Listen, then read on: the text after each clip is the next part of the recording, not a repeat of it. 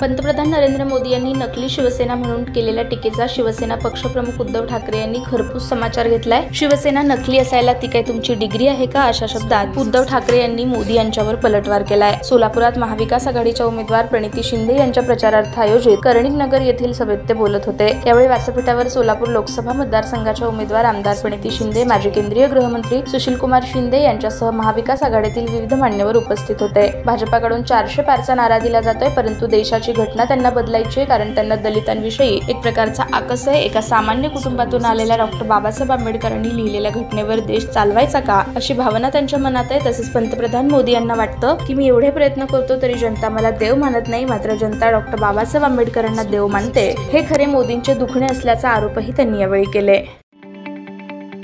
ताज्या बातम्या पाहण्यासाठी प्राईम महाराष्ट्र न्यूज चॅनलला सबस्क्राईब करा।